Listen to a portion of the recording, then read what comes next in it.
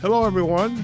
This is Howard Fox, and welcome back for another episode of the Outdoor Adventure Series, the podcast that celebrates individuals and families, businesses, and organizations that seek out and promote the exploration, stewardship, conservation, access, and enjoyment of the outdoors. This is the third episode in our series with the Reno Tahoe territory. Ryn Muat is our guest today. Ryn is the Communications and PR Manager for Visit Lake Tahoe. Ryn, it's a pleasure to have you on the podcast. Welcome. Thanks for having me, Howard. First off, I have to say, and I don't know what the word, sadly, I think I'll use the word sadly. In working on this project, my goal is actually to get up to the Reno Tahoe territory, Carson City, Virginia City, Reno, Lake Tahoe. I grew up hearing about Lake Tahoe. I know where it is on the map. I can find it. And here you are sitting in the middle of paradise. So I am just also sad, but also a little and envious. So congratulations. You've kind of poked my heart a little bit there. But again, thank you for joining us today. And tell us a little bit first about a bit about your background, and have you been in this area in the Lake Tahoe area? And tell us how you're situated within the rest of the Reno Tahoe Territory organization. Yeah, for sure. So I've been visiting the South Shore of Lake Tahoe my whole life. I moved up here about 8.5 years ago.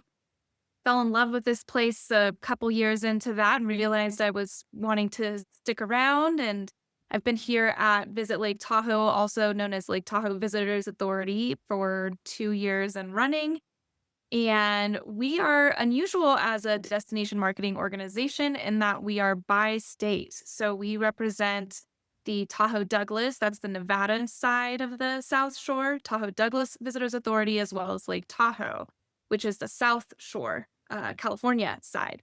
So the region that we cover is the city of South Lake Tahoe on the California side, and then State Line, Nevada on the Nevada side, where the casinos sit. So part of the reason for that unique arrangement is that when a visitor comes to the South Shore, they see it as one interconnected area, even though there's a state line in the middle. Okay, very good. To provide good messaging that covers the whole region. And I like that. And I also love the fact that you're working together, and so it's possible that government agencies and officials and small organizations, large organizations can work together across the state line. So I like that. How long have you been involved with communications and PR management one with Visit Lake Tahoe and the authority, and the Visitors Authority, but also has this been your profession for a while? How'd you fall into it? Through an act of grace is how I got this position. I'm really grateful to have gotten this opportunity. I was actually working for Edgewood Tahoe Resort. So that's our Forbes rated resort on the lake. Very beautiful property, doing wedding and event management before Okay. this. I did have marketing experience coming into this role, and my college degree was in creative writing. So that has really assisted me with the communications piece of this work. I was new to PR, and I did not initially have any idea what a DMO was. So there was a steep learning curve for me in the beginning, given that I was coming from what's known to be one of the highest stress roles, which is wedding planning and event Oh, yeah. management. I thought that I just was gonna come in and not knew everything, but I didn't anticipate how challenging it would be to learn the more, let's say, delicate parts of the work we do when it comes to working with multiple boards of directors, the city staff. So it's been a fascinating first couple of years. Okay, excellent. And I also, well, there's two things I will always share when I do my episodes with a DMO or even a chamber. One is I'm always looking for my next place to live. So let's just get that out there. And how can you not want to live in the Lake Tahoe area? And two, Don't like I snow. think That's why I some people wouldn't want to stay. there, I think the job of working with the DMO has got to be one of the best jobs out there, because you're in the business of helping to make people happy and give them experiences that could be of a lifetime and that they are never going to forget. So I love, the fact that you're there. You're smiling. You're very happy, and I just think that the folks that are in this your profession, it's a pleasure to see. As somebody who also coaches, it's a pleasure to see that folks really enjoy their position. I can give a quick insider tip that follows that for anyone Okay. who is doing this for career development. Yeah. When I started doing the videos and interviews where it's more like promoting the destination, I learned very quickly that you have to kind of camp up your presentation. Hmm. So, what would feel very unnatural in a dialogue with like a friend, when you're watching it on a screen, actually, you want that extra energy. So, the acting cue I came up for myself for those types of opportunities is that I'm the Mickey Mouse of Lake Tahoe, and it's my job to showcase and make people feel like what a magical place this is. It's the magical Okay. kingdom in the mountains. I love that, and I've not heard that insight before, but I certainly love it. So, and you're obviously doing a fantastic job because the numbers continue to grow, and as we come back and travel, and again, how can you not want to visit this beautiful little piece of the world? So, as far as this destination, what are some of the new happenings that are going on within your part of the DMO? Yeah, so the Caesars Republic renovation project, which has finished its phase one, is huge. So they did a rebrand. It was originally Harvey's and had been Harvey's for a very long time. Mm, Now Caesars Republic, they refurnished all of the rooms and they're beautiful. They did a really nice job of honoring like the 60s and 70s roots of this part of the destination while also bringing it up in a very modern way. And they also did the high stakes gaming room. They've added Wolf by Vanderpump, Hell's Kitchen. And then in this upcoming phase, they are launching a new like cocktail lounge that's going to have live music called Tessie's mm, and a new pool area with cabanas. okay. And this type of destination, in addition to the the the room and the gambling, and the experiences, the food, and I'm a foodie, by the way, so food. I will always the other thing I will always share, I'm a big a guy. I love a good cup of coffee, and I just imagine in the region there's a lot of great coffee shops, and that would make me very happy. And is somebody coming in to the area, what are the types of lodging experiences that they can also have? Because I would imagine Caesars, that's higher end, maybe appealing to wedding parties coming in or conferences of sort. But what are the other types of lodging opportunities that exist within your region? So, one of the things that makes the South Shore of Lake Tahoe really special is the wide range of opportunities. So, you have everything from camping with RV hookups, cabins, of course, Airbnbs, the casino resorts, and everything in between boutique properties. I wanted to also mention that the Golden Nugget is redoing all of their rooms. Something I really appreciated, I got to tour one of the ones that was finished. They did an amazing job on the lighting in there, which I know is a funny thing to mention, but it's something I notice in hotels that sometimes you can't get soft lighting when you're winding down. And they Mhm. did a lot of really nice touches there. Also want to mention Zephyr Cove Resort. So if someone's Okay. looking for more of like that rustic cabin experience, they have private cabins that you can rent. And then as a resort, they have a lot of amenities. They're right on the water. They have the MS Dixie that gives tours over to Emerald Bay, Mhm. including sunset dinner cruises. Okay. So, and I definitely want to talk about some of those experiences as well. So, like a variety of places to stay. I would imagine a variety of budgets depending on what are people are looking for. And what are the people that are coming to the region? what would be the demographic, and like in the summer months, winter months? Is it families? Is it the big events, the weddings, the anniversaries, those types of things, retirement parties? But what other demo can you share about the demographics of the people that are coming in, say ages of sort?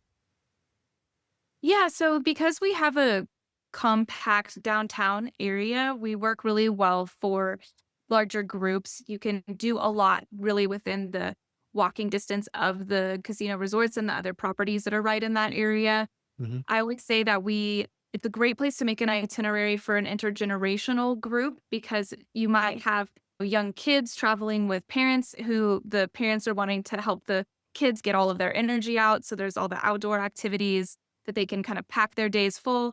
And if grandma and grandpa are here too, and my grandma loved to gamble, so she might have been hitting the slots during the day.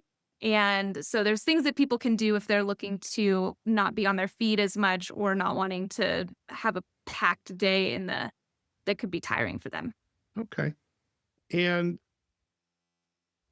would you consider this area, and I probably already know the answer to this question, just looking at the map at the skiing and the water. This is truly a four season kind of destination. Yes. So summer tends to be when we have the most visitors. And that's partly because we get folks who drive up from where it's hotter. So they Hmm. come here to escape the heat. So that adds on top of people who would already be planning a summer holiday. Fall and spring are great times to visit here. Spring, we have the waterfalls and wildflowers, snow on the mountains until mid June typically. Hmm. Summer, endless activities, entertainment. That's when we have our biggest events of the year, generally speaking, although there's some things in the winter as well. And then, of course, everybody knows Tahoe for winter. Sure. When folks are coming during the various seasons, so let's just say fall, winter, spring, summer, are they typically staying? Is this like would you consider where you are a destination that's a long weekend? Is it a week-long destination? How would you describe it? I would say we get the whole range. So we have people who Okay. drive up for a day or a half day.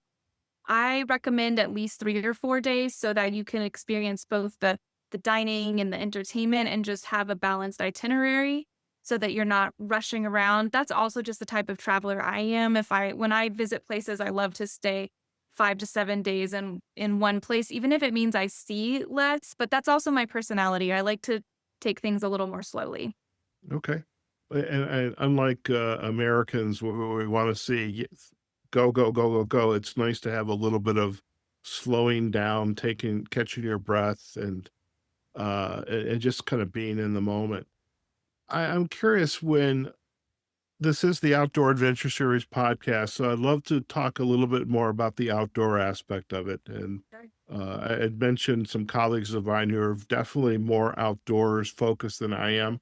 I get to sit behind a desk and with a pretty picture in my background, and but I'm trying to be more outdoor focused. But as I come into this area, besides the casino, besides the sunset cruise, besides skiing up on the mountain, what are the other kinds of outdoor activities that are available when somebody comes for that long weekend or that wants to stay for a full weekend just to unwind and enjoy themselves? Fall through spring, I would say a lot of the outdoor activities are available, including mountain biking, hiking, kayaking, paddle boarding, boat rentals. So anything you can think of doing that's exploring either the lake or the mountains. The main things that are exclusive to winter, as you mentioned, the snow sports. Hmm. And then summertime, not too many people want to swim in the lake outside of the hottest months of the year, although we do have our polar bears. Okay. Okay. Not literally though, Okay. of course.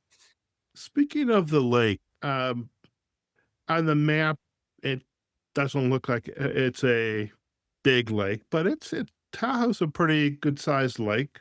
And how long, just out of perhaps this maybe it's not meant to be a gotcha question, but if I'm going, say, from the South Lake Tahoe area all the way up to the north end. Is that something maybe on a boat or on a sailboat or maybe even paddleboarding? I imagine people even try to paddleboard around the lake. I don't know, but what does it take to go from one end of the lake to the other, say north, south, or east, west? Y Or it's 22 miles long.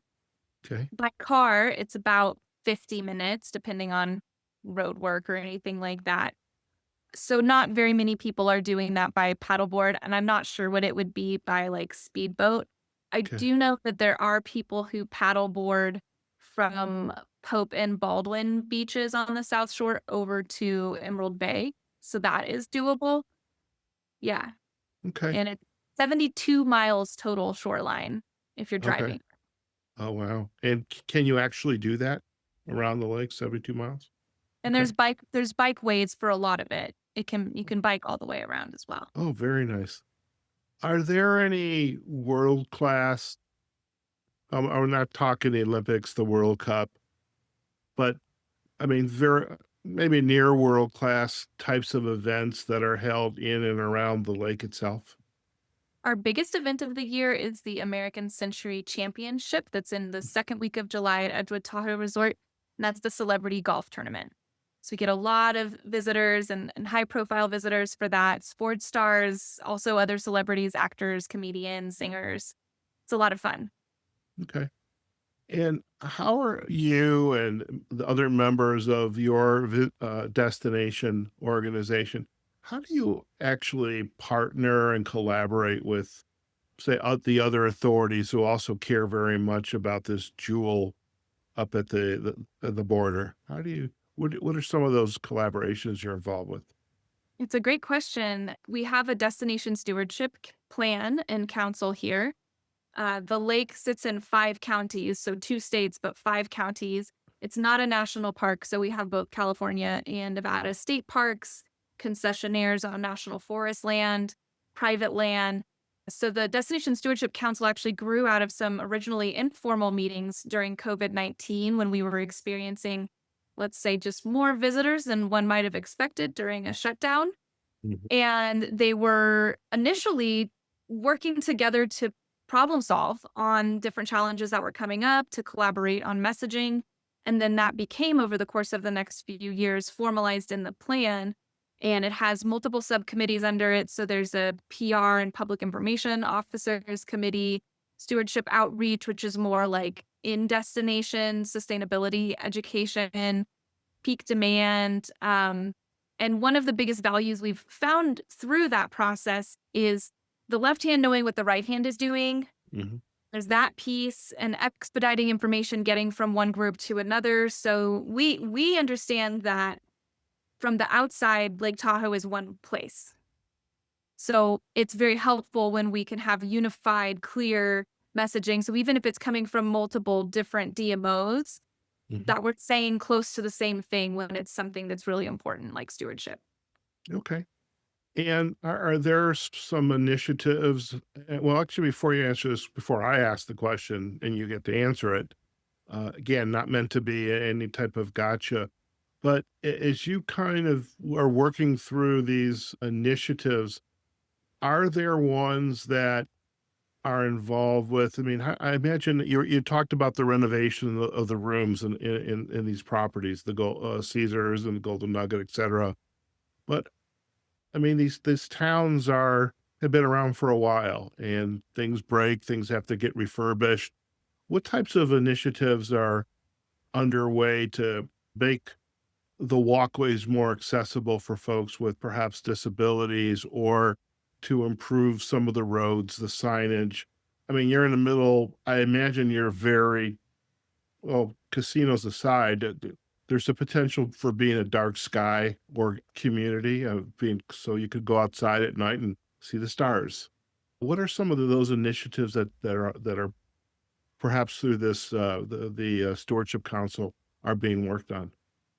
It's a very good question, and it is a little bit of a tricky one to answer.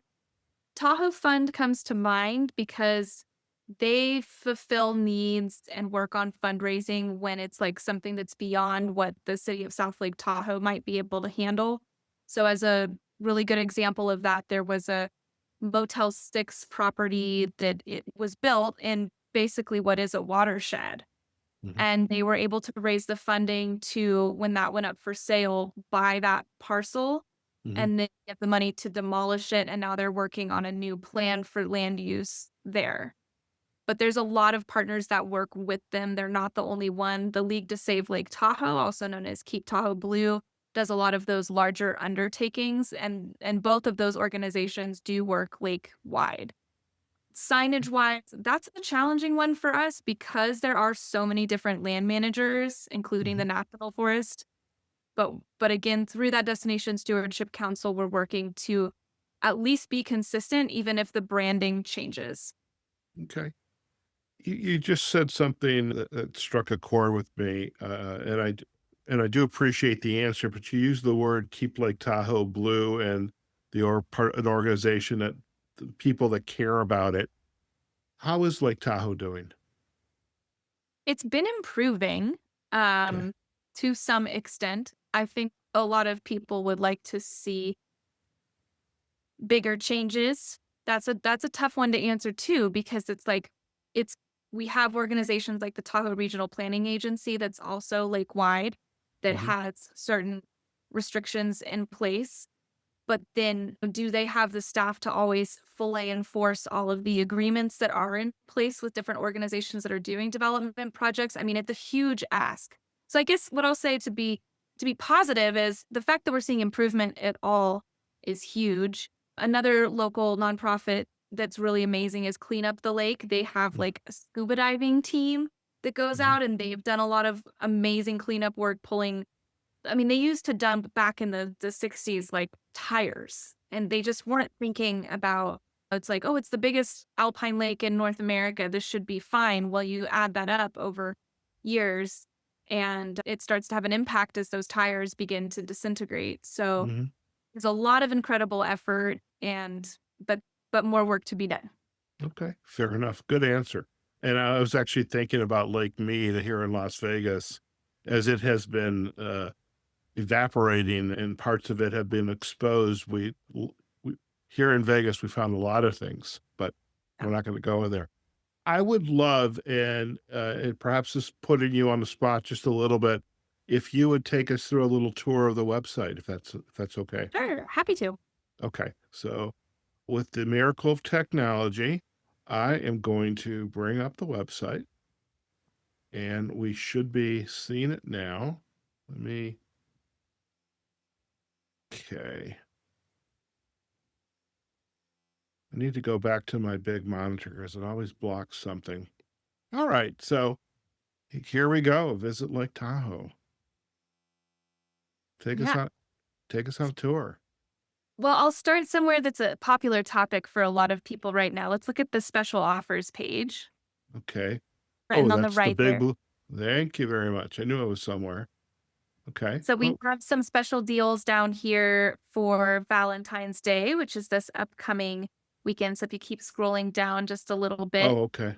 also a drop down there where you can sort. So let's say somebody has already booked their lodging, they can sort and see just dining or activities. Okay. Places to stay, places to eat. Am I allowed to click on places to eat? Because again, I'm a foodie. Yeah, yeah. All right. Just checking. I don't want to go anywhere I shouldn't go. Oh, pizza. Ooh, okay. Oh, and she got that nice boat. Is that a what do you Paddle call it? wheeler. Thank Yeah. you. All right, that would be kind of cool. Yeah, it's I one of mentioned our you get most popular activities, and surprisingly, we have 3 different cruise companies, including the MS Dixie, that run year-round, weather yeah. permitting.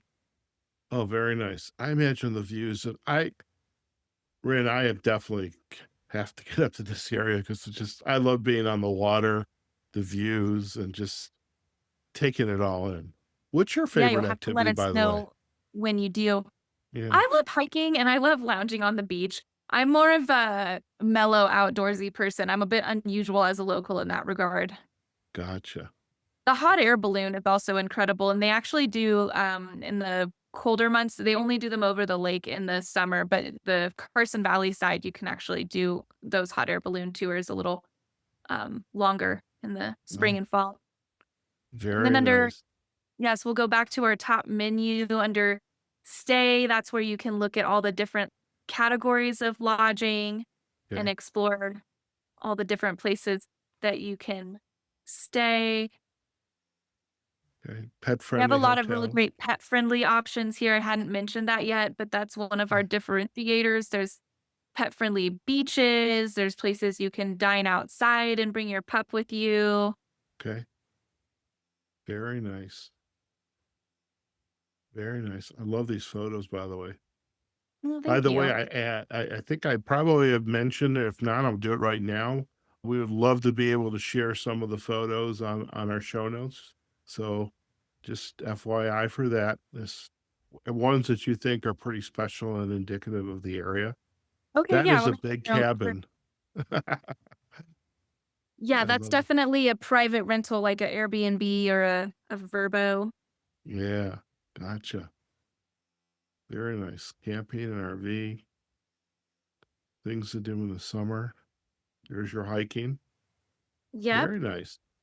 And then I think the only other major subject area, well, actually, I'll call out two things. The bottom right, the plan your trip, if you click that, we do have a AI Okay. travel assistant called Oh, Echo. nice. Okay. And we just launched this a few months back.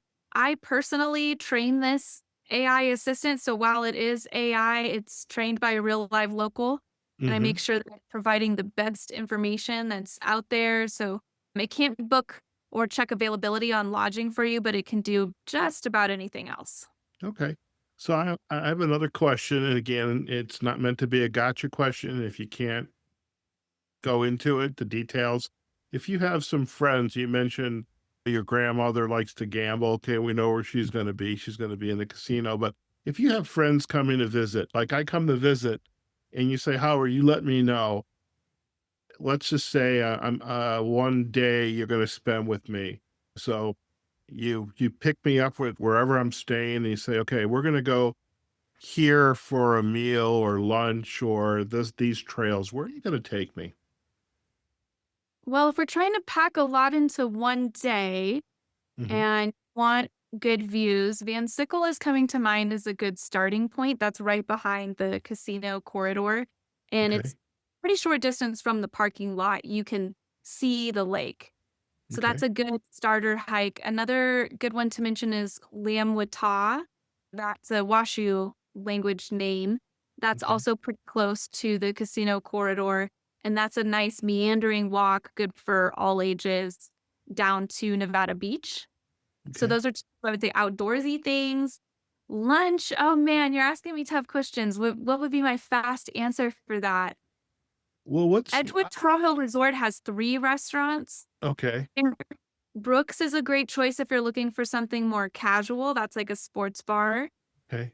Really amazing food. And then they just rebranded and renovated their fine dining restaurant called The Edge. And it's Okay. a great name for it because you're literally right on the water. You're steps from the shore. So the views are amazing. Okay. I am curious. It just as you were just sharing that uh, information, is there a say a food that Lake Tahoe, this whole region is just known for? Maybe you've got a lot of a Native American population and happenings and participation in the community and the businesses. But is there a perhaps a food that is just indicative of this area? Like if you come to Lake Tahoe, anywhere in the area, you can't leave without having this. We don't have a regional cuisine. That's the truth. We don't. Okay. Oh, We have a lot of amazing steakhouses. I know that's not something that's super unusual, but I would say that is one of our standout dining scenes is just the fine dining, Wolf by Vanderpump, Hell's Kitchen. okay. But yeah, there's not really a true regional cuisine. I mean, you could find some great hole in the wall restaurants if you do your research. Ask our Okay. AI travel assistant for some recommendations. But Okay. Definitely do that. yeah. All right, fair enough. Before we head back, is there anything else that you would like to share with us here? Yeah, I'd like to highlight the events page. Okay, do So this that. calendar is something our team works to keep updated. So at the top, you see the feature. Those are like the big events. But if you scroll down just a little bit further, you can Okay. sort by the time frame that you're visiting and then all these smaller categories. So you see kids and families, local events, free events, music and dance. The Tahoe Blue Event Center is something I haven't mentioned yet. We have a ECHL hockey team that's currently in their second season. I Oh, just went wow. to my Okay. first game this past weekend, super high energy. So if you're a big sports fan, that's definitely something to check out while Okay. you're here. But this is great for itinerary planning because you can look at the dates that you're here. And then, as you can see, these are some good examples. We have everything from these big, high energy events like Toyota Air and Abre down to an educational snowshoe tour. Very nice. Very nice. I think my organization, the Outdoor Writers Association of America, would just have a field day here. And with the beauty of this area is I mean, we usually have 300, which is, that, I don't know, it seems to me a small conference, but just the ability to absorb our writers and journalists of all sorts and just kind of take advantage of this area. It could be in the winter or the summer We'd love to time have frame. you. Yeah. Okay. Very nice. I love the events, and I mean, and I love the fact in this region you really can go anywhere and do anything, and it's not going to take you hours upon end to get somewhere. I appreciate that too. The only thing you never really realize, until I did until I moved to Las Vegas, God, it's almost 6 years. Nevada's a very tall state, so it takes, I think it's an 8 hour drive from Las Vegas into your area. So I have to figure that one out. But then once you're there, you have a lot of activities and experiences that are available. Very nice. Anywhere else you'd like to go before we head back? Let's have ever plan my visit, and I'll just call out a couple things there. Food and drink Okay. is what you expect, and things to do. Those are all Okay. pretty broad topics. If you could hover over plan my trip, I wanted to kind of just run through on the Okay. top menu. I'll highlight a Okay. couple of different pages that are under there. So we Okay. have driving tips, getting around Tahoe. That includes information about our free public microtransit system called Lake Link. So it works Okay. much like Uber. You put in how many in your party, where you are, where you're going, and you can order a ride, and it's free, Oh, which is nice. amazing. I love Yeah. that. Flying information, road trips, we have webcams. You can sign up for our newsletter. And I'll also just quickly mention the accessibility page is a good one. You had mentioned earlier something Mhm. around mobility. So this is a page that we're always updating, and it has this map at the top that has some key highlights. And then if you scroll just a little further down here, there's a lot more specific information about locations that have greater accommodations than just the ADA minimum. So there's a few places that have mobility maps. Lakeside Beach has a all-terrain wheelchair that can be checked out. Oh, nice. Yeah, so that's Nice. a good resource. Okay. I think I figured out how I'm gonna get, so when I'm not podcasting, I'm a business coach, and I think I'm just gonna have to come up for a couple weeks. I can work for a couple hours, that way I could pay for my trip, but at the same time, I can enjoy and experience this area. I love it. I mean, how could I not live in Las Vegas and Nevada and not visit the whole Reno Tahoe territory area? I gotta get up Uh, here. Yes, I love it. All right, so we're gonna head back. Thank you so much for Ren for taking us on this little tour. And so I am curious before we head out today, as you kind of look back on your this career that you have created for yourself, what would be your what I would call your aha moment when you're like, wow, I get to do this? Yeah, so a few of them are through the Destination Stewardship Council. We've done some really great work around that. We had a rough year with litter in 2023. There was one particular site, one particular beach that just got trashed, and a lot of the stats from that year came from that one location. Why do you So think that's the case? it was a popular place. They didn't that year have an alcohol restriction, and Ah, somehow through whatever means, a lot of I don't want to hate on any group at all, Sure. but like younger people went there Kids, to those, party, yeah, and in some cases even took big like buses to get here and out. So we've been working really hard as a group in 2024 and 2025. 5th of July numbers were much, much, much better. We also learned through the Destination Stewardship Council, what was this? They had a litter summit actually that Clean Up the Lake put on. And they brought out this social persuasion PhD. I can't remember her name, but she was from New York. hmm, And she talked to this whole group of people who a lot of us do messaging about how when you show pictures of the litter, when you show the problem over and over, you're sending the message that this is to be expected. And so through the council, we keep referring back to that talk and saying, we need to show pristine beaches. We need to be right, sending the message that what's expected here is pack it out, leave it better than right, you found it. right. And so there's been a lot of progress and improved relationships and then improved results from all of that work. So it's been really amazing to get to be a part of something like that. Very nice, very nice. And I love the fact that you've got to have that initiative and this whole idea of whatever you bring, you take away. And it's this resource, and every residents, the business owners, you're all ambassadors of this community, and the people visiting it ought to respect that. And I love the fact, unfortunate you had to go through it, but sounds like you're tackling it, so that's great. As you look back also in your career and this profession that you're in, and also being an accomplished writer, what other insights above and beyond that would you like to share with our listeners? And there's one in particular, because if you don't mention it, I'm going to bring it up. Yeah. But what would be your insight to go for our listeners, as if because you are in this wonderfully beautiful area of our country? My big one for me personally in my workflow is take breaks. There is never an end to the to-do list in jobs like this. Mhm, We're a team of 10 here in the office. We have some more staff at the visitor center, but our core team is 10 people. We mhm, all wear a lot of hats. mhm, True inbox zero is impossible. And I make sure I take a little break almost every single day. I mean, occasionally it's not possible. And one of the things I do on my break, I'm fortunate that I have my own office here and we have little screens that we can close. And I do mhm. a breath work practice that's 15 minutes.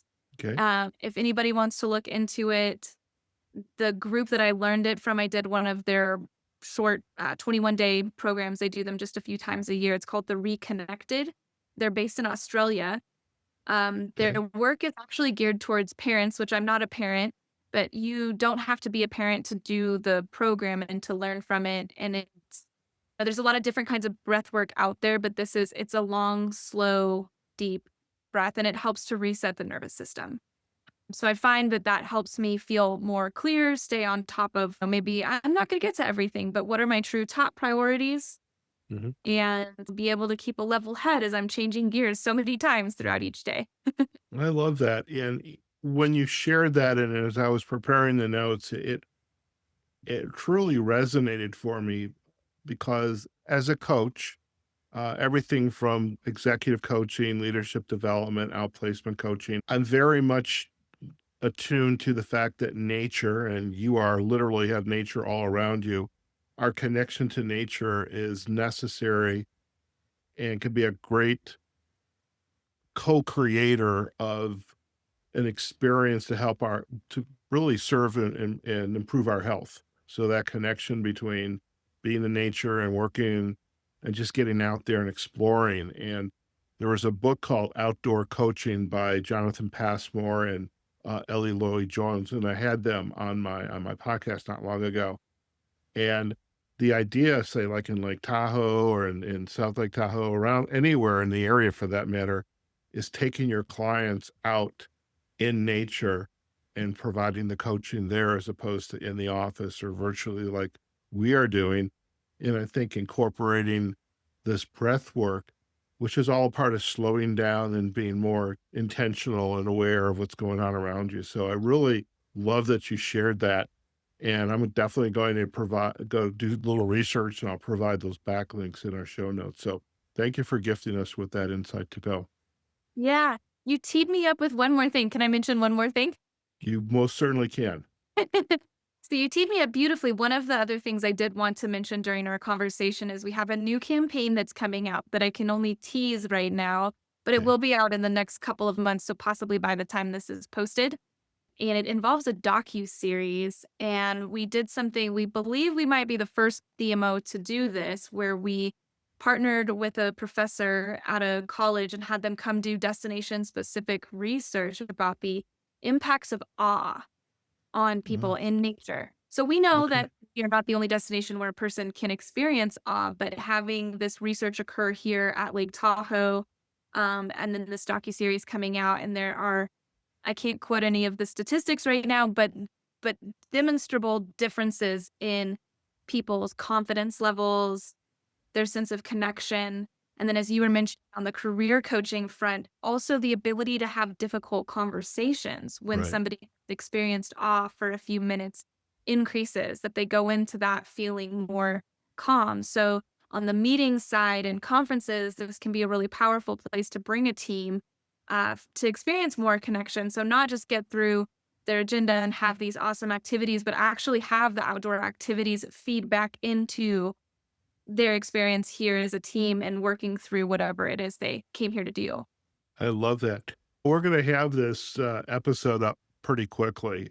However, if there's anything like the individual who did the facilitation and is teaching it, Yeah, if you can provide those, the name or perhaps the website that they're from, we can include those in the show notes, and then we can always update the show notes later yeah, on if there's I'll if make sure to do that.